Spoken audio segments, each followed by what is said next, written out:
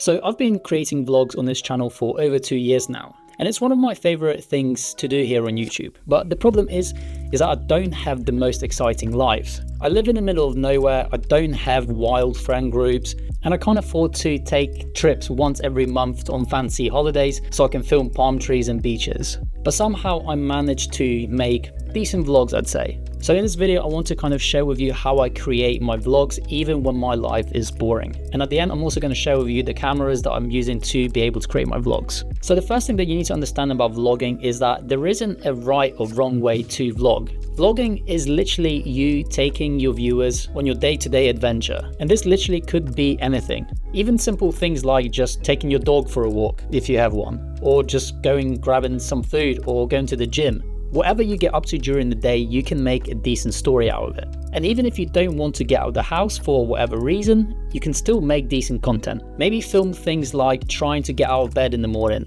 or just making a cup of tea or coffee. The trick to filming your boring day-to-day life is just to experiment with different camera angles and just try and be as creative as possible. And this is where the right filming equipment comes in, but I'll talk to you about that in a bit. But when you find unique ways to kind of tell your story, it makes the viewer go like, wow, how did he get that shot? The perfect example of this is when Casey Neistat used a camera and he put it in his mouth and filmed himself drinking a cup of coffee. Things like that just makes you want to keep watching their content, because you think like, okay, well, what's he gonna do next? And turning something boring like just drinking a cup of coffee into something like, wow, how did he manage to get that shot? Is the thing that's going to make your boring days look amazing. Because vlogging is not about having the most exciting life. It's simply just about filming your day-to-day life and trying to be as creative as possible. And believe me, you don't need to have everything figured out. You don't need to know all the camera settings. You don't need to be the best storyteller. The thing to do is literally just start and experiment with different ideas. The more you practice with different camera angles, different camera settings, and maybe different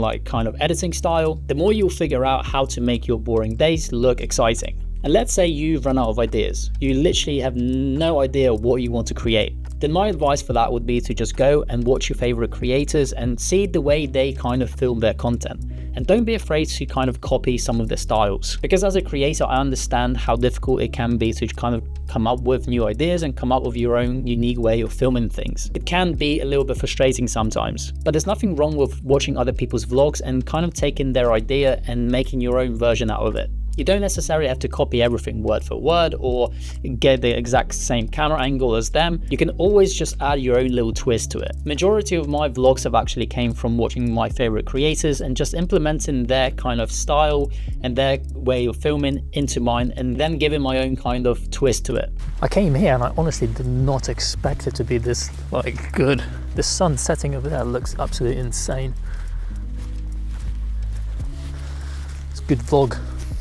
But now let's talk about the camera gear that I use to be able to create my vlogs. So I only use 2 cameras. One being my Sony a7 III and the other one is the Action 5 Pro. For cinematic vlogs, I of course will use my Sony a7 III, and for day-to-day vlogs when I'm out and about, I will use my action camera. But for 90% of the time, I always use my action camera. And the reason for this is simply because I can get more creative when I'm making my vlogs. Having a big mirrorless camera is good to get those kind of let's say cinematic shots, but having an action camera that you can throw about or submerge in water without worrying too much about damaging it just gives you more creative freedom. And if I'm completely honest with you, the quality of these action cameras now are getting insanely good, especially if you use manual settings. This is why I stopped using my Sony a7 III as my vlogging camera. If you do want to know the best settings for your action camera, I did make a video which I will leave the link in the description so you can go and watch that. And another one of the biggest reasons why I use an action camera when I'm out and about vlogging is because it's small enough to not draw too much attention.